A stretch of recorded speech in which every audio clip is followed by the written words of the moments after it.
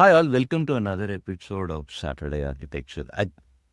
One of the things that happened in the past 2 weeks is that I was interacting with a group of architects, and one interesting thing that I saw is about building trust with AI and realizing benefits were a key thing to any GenAI solution that I built. But if you take a step back, this is not a new problem. This has been there for decades. Benefits and ROI of technology solutions in the enterprise world has always been a hard nut to crack or a puzzle to solve. And it is just that with AI, we've added another dimension which is critical again is that trust. Now, obviously, even with debatable benefits, you could go forward with IT solutions and implementation, but with debatable trust, it is not. And just like in the cloud economics way, the benefits or the financial cost of AI solution again becomes it's a little harder to predict or project. So the problem, it's kind of ironic, just like in the anything with technology or anything, higher the return, higher the risk kind of a thing. So as much as GenAI holds promise of what it can deliver, it also comes with it a higher, the harder the fall, the higher you rise. Okay. So this seems to be manifesting. And I was thinking, why is this at a very fundamental, the overall business or the real world challenge or the benefit of the solution that we are trying to do is not clear, and we look at a technical solution different from what actually happened. So I wanted to pick Sesh's brain and Deepak's brain that yes, there is a lot of things out there. There are business frameworks, there are strategy alignment tools, there are enterprise frameworks, enterprise architect solutions, there is FinOps, there is engineering and that part. And it's very interesting that the concept of FDEs or forward deployed engineers is there to address this gap in some form. But the challenge which I see is even within the FDE understanding, it seems to be that the technology seems to be 80% and the other part seems to be 20% from what I hear. What people are planning or how they are willing to do, or even if you look at the programs, the amount of time being spent between this and that. In fact, if I were designing a FDE program, I will design 60 for business and 40% for tech and engineering. That being said, first let's just acknowledge the elephant in the room, right? Since you work with Amazon. Now, when we talk of architects, senior product managers, I mean, there are always good people. So there is this person called Gregor Hohpe who used to be with AWS, who I kind of look up to as a good example of architecture thinking and an architect, right? But the question which I wanted to check with you is that when it's a hardcore engineering product team, correct? How much of eye is on the ball on the actual business outcome that is there? Is it hard? I know it's hard to start from an org perspective, but from what you have seen, what's your personal opinion? The at Amazon, I'm thinking probably in most big companies, I think the framework is actually a solid framework, right? When you start a project, your finance team approves based on something, some number. Okay. They will either say, you are gaining X dollars or you are saving X dollars. The finance team is always going to approve based on either. There are some projects that will get approved, like say marketing, where even there, maybe in the second or third level, there will still be some money that's either coming in or being saved, right? Okay. So, almost as a fundamental starting point, there is some financial calculation backed into Perspective. this, right? Because obviously, see, it not that too in this kind of a stage, nobody approves projects because they are fancy or quote unquote good for the user, right? It has to make money or it has to save money. So it starts from there. Then it goes through a series of cascades, like your VP, your director, your product manager, who can sort of transform these into some other metric. Somebody might say, hey, to gain 20 million more, we have to retain our users 10% more. To retain our users 10% more, here are the 4 features we have to do. So in that sense, there exists a framework where every SDE or QA or whoever is working on it will be able to hypothetically question their manager, saying, what is the impact of this program? And the manager will be able to give a metric that will either directly be money or it will eventually be money. They might say, like I said, they will say, hey, we are doing this so that our operations cost comes down by 1,000 hours. Okay, why are we doing that? Oh, the operation cost comes down by 1,000 hours, so we can save half SDE salary. Is that very important? Oh, we can also save quality. And as per our quality framework, every 2 bugs that you have results in 4 users leaving the company. I'm just making it up. So eventually, you may be able to do it, right? So, but obviously, this framework exists, but how people do it is different, right? You might have one loose cog in the whole wheel, one product manager who may not have defined it correctly, or it's human judgment, it could just be wrong, but keep that aside. There exists a path. The big companies, theoretically, you can start. I mean, I'm thinking even for all companies, maybe the big companies are able to explain it well. Small companies may lack that crisp, not small companies, right? The companies, let's say, that are in quote unquote not run so well, or you wouldn't call technologically advanced, may not be able to. Surprisingly, in the non-tech industry, I think these things are a lot more common. They will be very specific on the budgets. But the framework exists, right? You can agree whether it is effective. You can agree or disagree how much of it is, but the framework exists, right? All projects start with this, and these days it's becoming increasingly more important. Like you will start with the, let's say, CEO level goal to say, hey, we have to launch this product and launch it to a rating of 4.3 and gain 500,000 users within 1 month. So your core metrics are all there. You work backwards from there. You will eventually, then you will start evaluating each feature against it. You will do it. That actually is the easier part. But your question, I take it as 2 parts, right? One is this. The other one is, there are people who have this knowledge. The framework exists, like the top level person who has this knowledge, but the SDEs or the guy hands-on may not have the same level of visibility. He might have things like, I need to reduce my error count by 4, but he may not have the calculation that ties it back to 4 becomes 2 million. Is that your question? I'm actually giving even more fundamental. They're not even aware that they have to be in alignment with them. They are just fixated on what their immediate boundary or management. To them, that is the end of the world. So actually, your question also has a slight technological counterpart, which is the same thing, and like a hands-on person, let's say a 5-year experienced SDE or application developer, may not be similarly aware of larger technology patterns. They might be focusing on what they have. Surprisingly, the solution may be the same, right? I see it as 2 parts or 3 parts. The first part is, there has to be in any group, you'll always find some individuals who just out of their own curiosity or goodwill or whatever will go and do it. Like you'll have like 4 architects, 1 architect will be so good in spreading the knowledge. He will go talk to everyone. He will take lunch. But it's more like a lottery for a team or an organization, right? To do it consistently, you can't rely on that. You need to have a mechanism, some mechanism. You could say that, for example, hey, every new feature, before we start writing 1 line of code, we need to have a business review, or we need to have a requirements review, or after you write a line of code, we need to have a review of how effective it is. Now, this review, obviously nobody likes these reviews, but you have to make sure that these reviews are done by the senior architects or the person that has their perspective, right? You have to have this mechanism. You call it whatever, but you have to have a common mechanism where at specific points in the project, the people who are hands-on and the people who sort of translate across these metrics need to meet.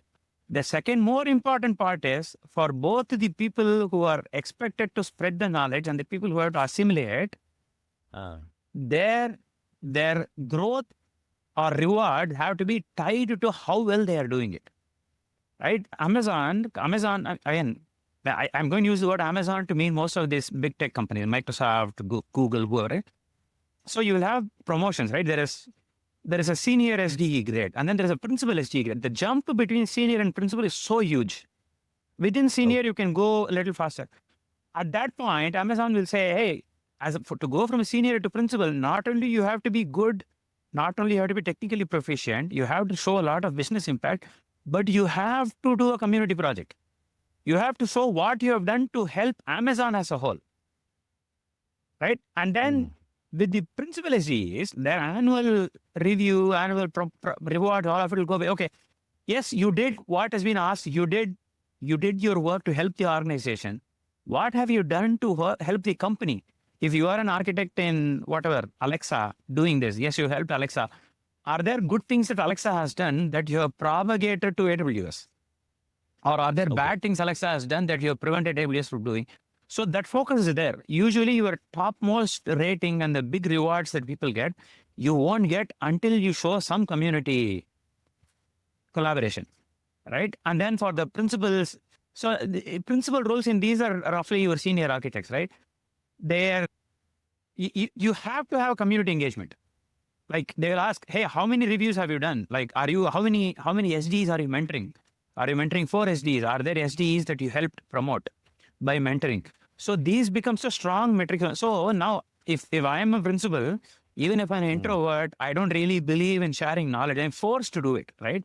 Because without that, I'm not getting growth. Now for mm, the okay. SDs also, the reverse also applies. Extremely good, knock everything out of the park. Hey, do you talk to see the principal SDs? No, not really. I don't think there is any principal SD in my area. Yeah, tough luck. You're not getting promoted.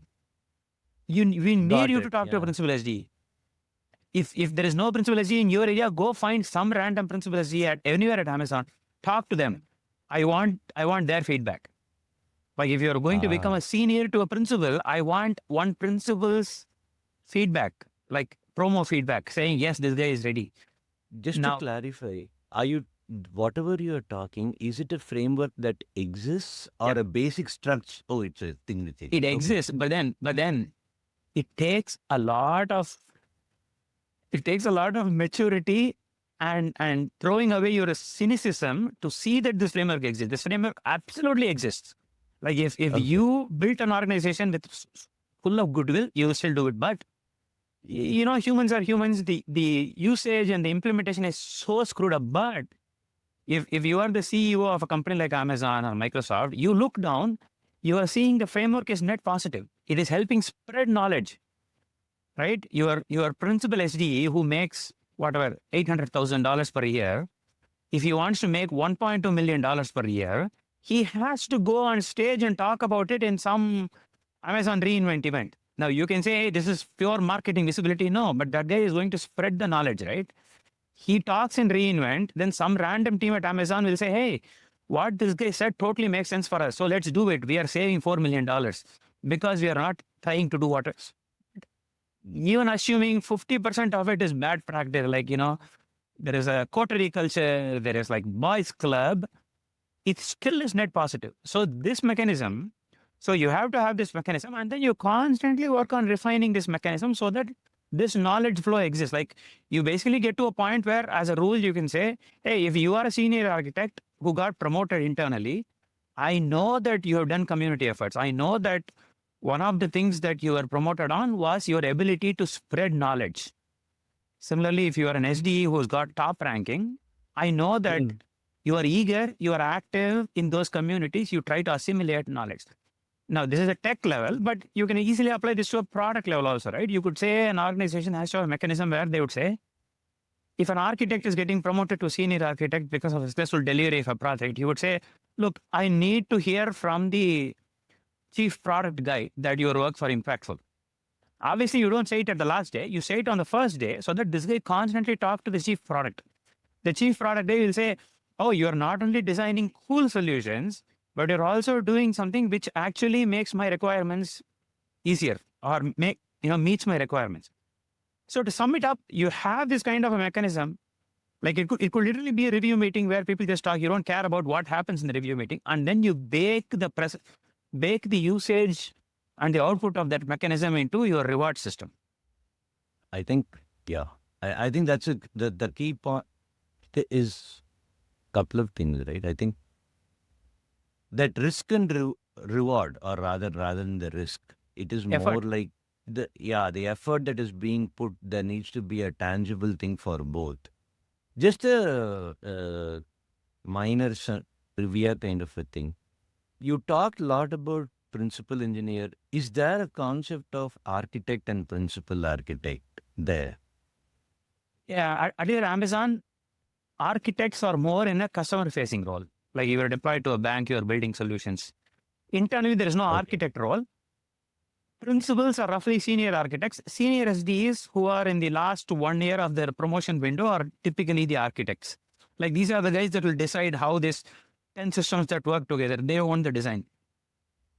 So architects title per se will only exist for customer Yeah. facing roles. Yeah. Equivalent of what we used to have like Microsoft services or Yes. customer success Yes. teams like that. Exactly. Right? Your consultant is solution architect.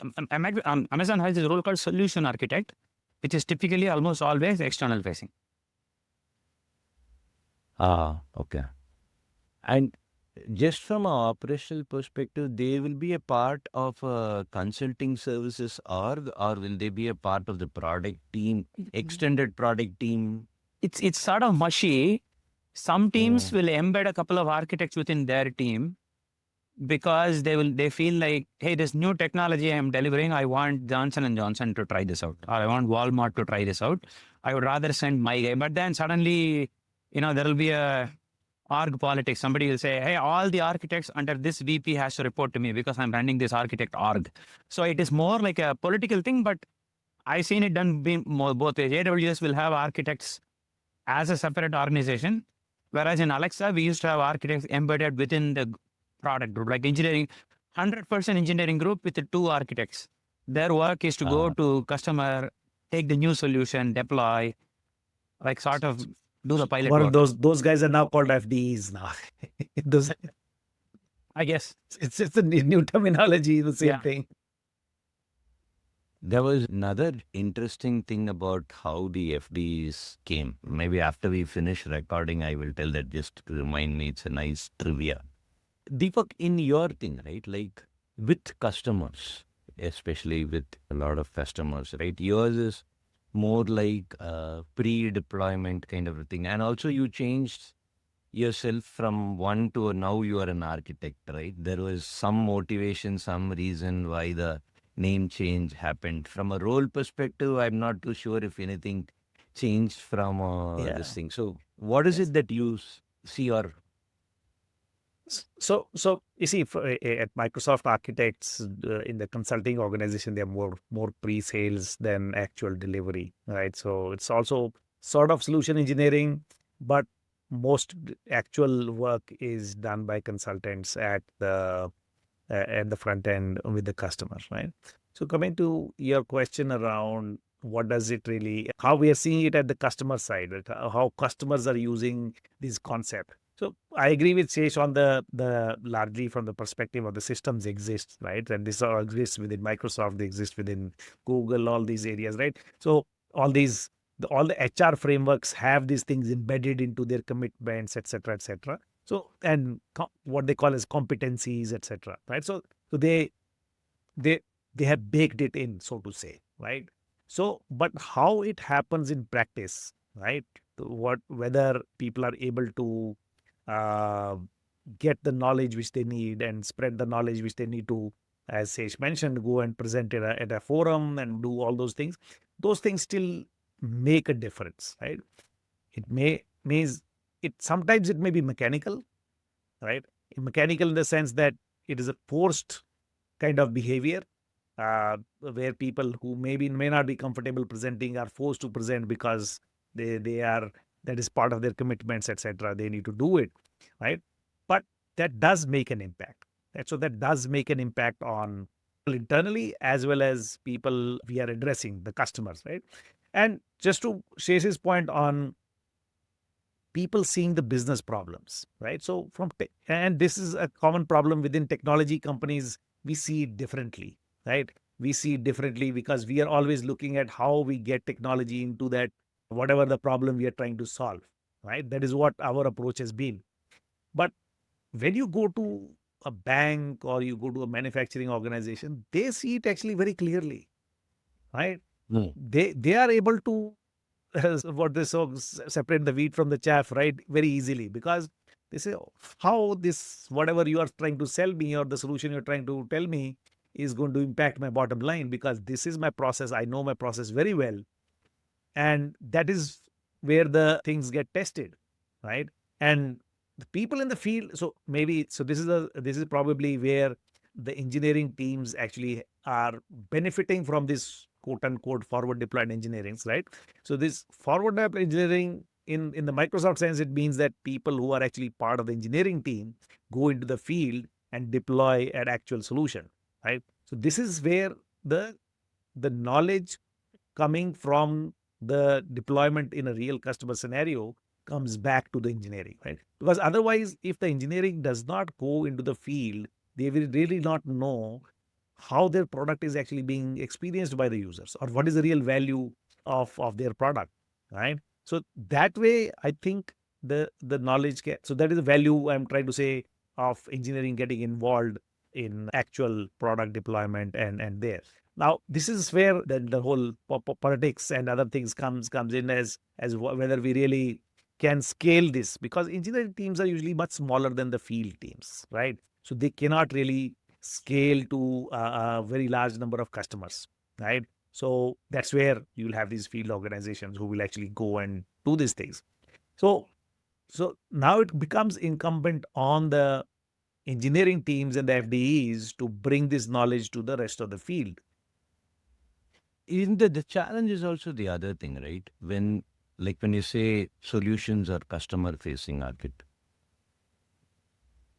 after a period of time, they are hardly into actual deployment stuff. They don't open the hood, tighten the nut or the thing, like, so they they go high and they can't come down. So the they also cannot do the FDE work, Yes. either because of bandwidth or organizational priorities. And the more you start losing touch, it becomes even more difficult to get back down. Is there a conscious, or is there a explicit role you see inside Microsoft getting created, like a FDE or something on those lines? So FDEs within the Microsoft world, it is basically the engineering teams which are deploying the FDEs, right? So Okay. it's not a field organization in that sense, right? Okay. So they are, I would say, a commodity which is rarely put out at scale, right? Right. So that's what I meant by that. The engineering teams cannot scale to a very large number of customers, right? But what is important to understand is that the FDEs can bring that. Sorry, coming back to your point on whether the people can actually go down to the depths when they need to, remaining at the higher level. Does it really reduce their muscle, right? So to say, to understand the real things, right? Now that is something I would say very individual, and is also related to how the commitments of these roles are defined, right? Now, if the commitment of the role is such that never will find the time to actually go in the weeds and do something, right? Then they will never actually go to understand. But as Sesh mentioned, some people may be really good at what they do, right? They're able to go down into the depth and come back up top and see at the high level as well, right? But what needs to be seen is, what is the impact of all these bifurcation of roles, right? Now, there are people who are good at doing what they do at the ground level, right? Which they know how the microservices are built. They can code, they can do troubleshooting, they can deploy all those things, right? Now, my sort of contention is, you need to have all that levels of skills, right? Now, it is not always feasible or even possible for everybody to be able to go down to that level, which probably we are saying calling the weeds, right?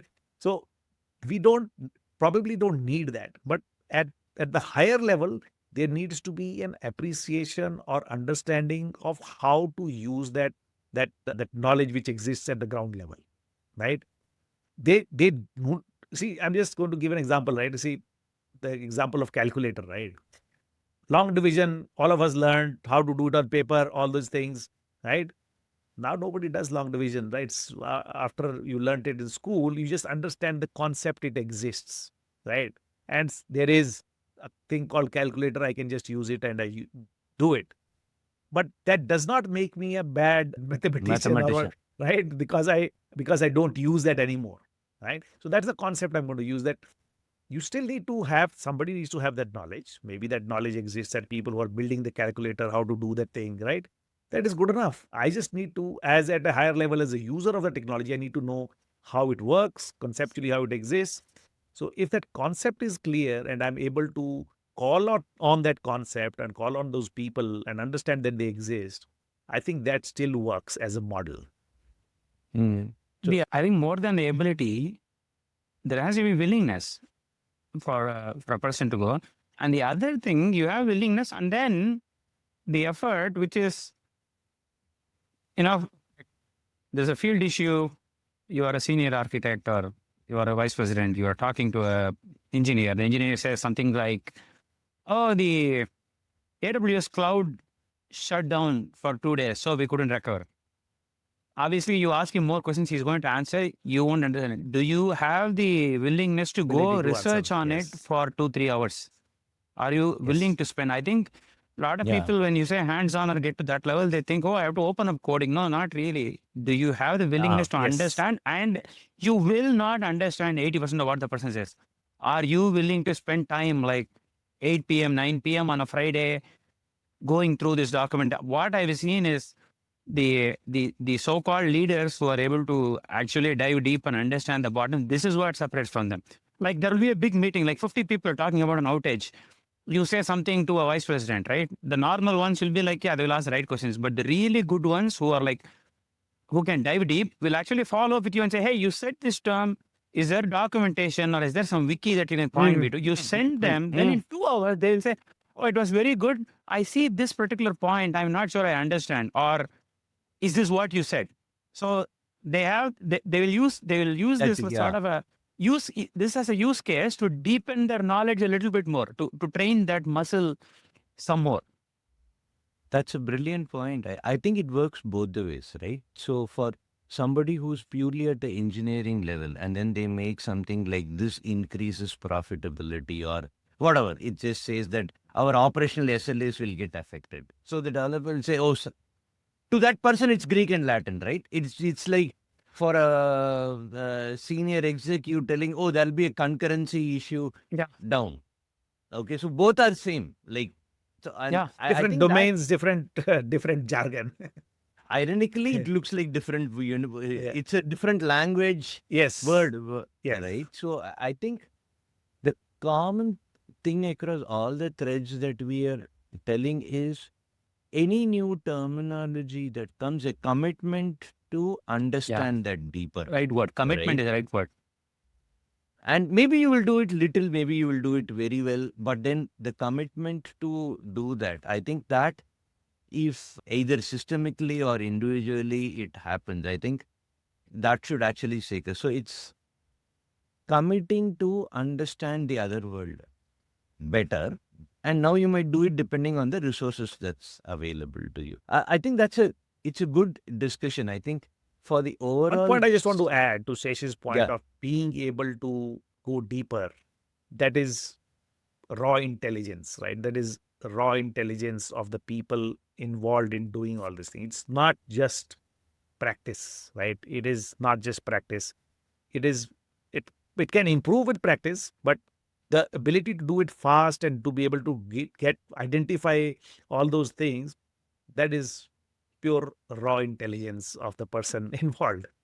But repeatedly, Yes. what I'm finding it very surprising repeatedly is irrespective of their so-called level of intelligence, someone who's willing to put additional 3 hours to Yes, understand yes. something, it makes a huge difference.